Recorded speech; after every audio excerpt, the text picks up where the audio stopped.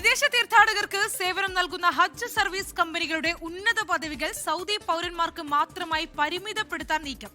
Saudi ഹജ്ജ് ഉംറ മന്ത്രാലയത്തിന്റേതാണ് നടപടി. സേവനങ്ങളുടെ ഗുണനിലവാരം ഉറപ്പാക്കുന്നതിനായി നിലവിലുള്ള നിയമങ്ങളിൽ വൻ ഭേദഗതി വരുത്തുന്ന കരട് രേഖ മന്ത്രാലയം പുറത്തുവിട്ടു. ഹജ്ജ് കമ്പനികളിൽ വിദേശികൾക്ക് ഓഹരി പങ്കാളിത്തം നൽകില്ലെന്നും നിലവിലുള്ളവർ ഓഹരികൾ വിറ്റ് ഒഴിഞ്ഞു പോകണമെന്നും പുതിയ ഭേദഗതി പറയുന്നു. ഹജ്ജ് സർവീസ് രംഗത്ത് വലിയ രീതിയിലുള്ള അഴിച്ചുപണിക്കാണ് സൗദി ഒരുങ്ങുന്നത്. വിദേശ തീർത്ഥാടകർക്ക് സേവനം നൽകുന്ന കമ്പനികളുടെ ഡയറക്ടർ ബോർഡ് അംഗങ്ങൾ, ചീഫ് എക്സിക്യൂട്ടീവുകൾ, മറ്റു ഉയർന്ന മാനേജറിയൽ തസ്തികകൾ എന്നിവ പൂർണ്ണമായും സൗദി പൌരന്മാർക്ക് മാത്രമായി പരിമിതപ്പെടുത്താൻ പുതിയ ഭേദഗതി നിർദ്ദേശിക്കുന്നു. കമ്പനികളുടെ ഓഹരികൾ വിദേശികൾക്ക് വിൽക്കാനോ കൈമാറാനോ പാടില്ല. നിലവിൽ ഓഹരിയുള്ള വിദേശികൾ വിപണി മൂല്യത്തിനനുസരിച്ച് അവ കമ്പനിക്ക് തന്നെ വിറ്റ് ഒഴിഞ്ഞു പോകണം.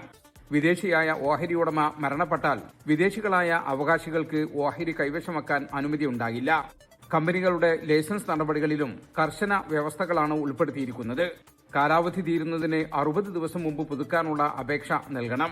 തുടർച്ചയായി 2 വർഷമോ അല്ലെങ്കിൽ 3 സീസണുകളിലോ കൃത്യമായ കാരണമില്ലാതെ സേവനം നൽകാതിരുന്നാൽ ലൈസൻസ് റദ്ദാക്കും. തീർത്ഥാടകർക്ക് സേവനം നൽകുന്നതിൽ ഏതെങ്കിലും കമ്പനി പരാജയപ്പെട്ടാൽ മന്ത്രാലയം നേരിട്ട് ഇടപെട്ട് ബദൽ സംവിധാനം ഒരുക്കും. ഇതിനുള്ള ചിലവ് വീഴ്ച വരുത്തിയ കമ്പനിയുടെ ബാങ്ക് ഗ്യാരണ്ടിയിൽ നിന്ന് ഈടാക്കും. നിയമലംഘനങ്ങൾ പരിശോധിക്കാൻ 5 അംഗ സ്വതന്ത്ര സമിതിക്കും പുതിയ നിയമം രൂപം നൽകുന്നുണ്ട്.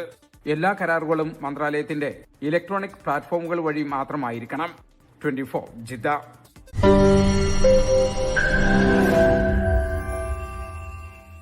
ലോകത്തെവിടെയായാലും ഏത് സമയത്തും 24 വാർത്തകളും ഓഗ്മെന്റഡ് റിയാലിറ്റി പാക്കേജുകളും എക്സ്പ്ലെയിനറുകളും വിശദമായി കാണാൻ ഞങ്ങളുടെ യൂട്യൂബ് ചാനൽ നിങ്ങൾക്ക് സബ്സ്ക്രൈബ് ചെയ്യാം.